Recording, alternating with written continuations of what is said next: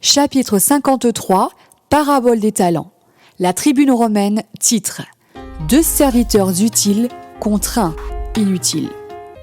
Dans les paraboles de Jésus, il est très souvent question d'un maître, d'un riche propriétaire terrien qui part pour un certain temps en voyage et qui confie à ses serviteurs l'exploitation de sa vigne, de son domaine ou de ses biens. Dans cette fiction des talents, le maître va donc confier à 3 de ses serviteurs des biens de valeurs différentes, suivant leurs capacités. Au premier, il donne 5 talents, soit d'une valeur de 27 500 francs or. Le second reçoit 2 talents, soit 11 000 francs or. Et le troisième reçoit 1 talent, soit 5 500 francs or. En gros, il leur confie des sommes colossales. Celui qui avait reçu le plus d'argent se met immédiatement au travail, afin de faire fructifier ce trésor sur le champ. Le second également. Le troisième, quant à lui, préfère enterrer le talent jusqu'au retour de son maître, peut-être pour ne pas le perdre ou bien ne pas le dépenser. Les 2 serviteurs dévoués, qui avaient reçu de grosses sommes d'argent, ont certainement dû l'investir dans l'élevage et le négoce d'animaux domestiques, ou bien dans la semence, car au retour du maître, ils avaient doublé la mise de départ. Le troisième n'aimait pas son maître, et il en avait même peur, car à son retour, il lui fait de multiples reproches. Je savais que tu es un homme dur, qui moissonne où tu n'as pas semé, et qui amasse où tu n'as pas vanné. J'ai eu peur, et je suis allé cacher ton talent dans la terre. Voici, prends ce qui est à toi. Il provoqua la colère du maître, qui traita son serviteur de méchant et de paresseux. Tu aurais pu placer mon argent en banque. J'en aurais au moins retiré des intérêts. Si les 2 premiers serviteurs ont reçu l'approbation et la joie de leur maître, le troisième, serviteur inutile, a perdu tout ce qu'il avait et a été jeté dans les ténèbres du dehors.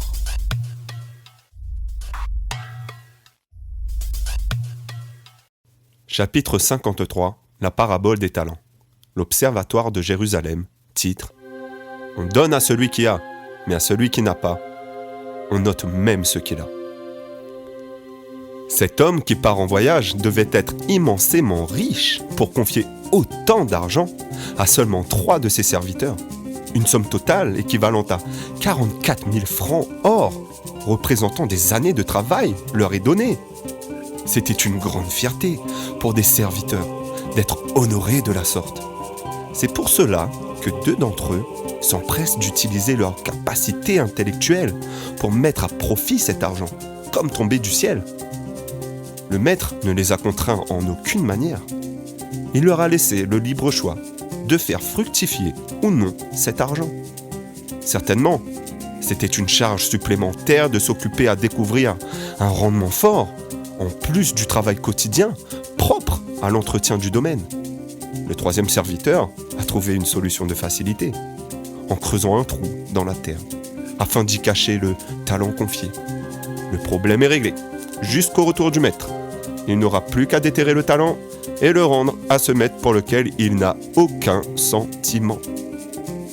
Les 2 serviteurs fidèles ont, eux, utilisé toutes les ficelles de la finance pour, en fin de compte, obtenir 100% de réussite, puisqu'ils ont doublé la mise de départ. Au retour du propriétaire, ils étaient fiers, au moment des comptes, d'étaler le fruit de leur rendement et de leur fidélité. Pour les 5 talents confiés, 5 de plus étaient rapportés. Pour les 2 talents confiés, 2 de plus étaient rapportés. Le maître loua ses 2 serviteurs, qu'il qualifia de bons et fidèles. Il leur dit : « Puisque vous avez été fidèles en peu de choses, je vous confierai beaucoup plus encore. » La joie remplit le maître et les serviteurs. Quant au troisième, qui n'a pas voulu utiliser le talent à bon escient, il va connaître le sort que lui réserve son maître. Comme il s'est complètement désintéressé du talent qui lui était confié, le maître va complètement se désintéresser de la vie de ce serviteur méchant et paresseux, en le licenciant sur le champ et sans indemnité. Il lui retire le talent et même ce qu'il possédait en plus. Le maître dira « ôtez-lui donc le talent et donnez-le à celui qui a les 10, car on donnera à celui qui a, et il sera dans l'abondance. Mais à celui qui n'a pas, on notera même ce qu'il a. » Ce serviteur, qui a reçu peu, a eu beaucoup de temps pour faire fructifier le peu qui lui a été confié. Mais il a préféré utiliser son temps autrement. Maintenant, il doit rendre des comptes. Et le sort est pire qu'au départ, puisqu'il sera jeté au dehors, où il y a des pleurs et des grincements de dents.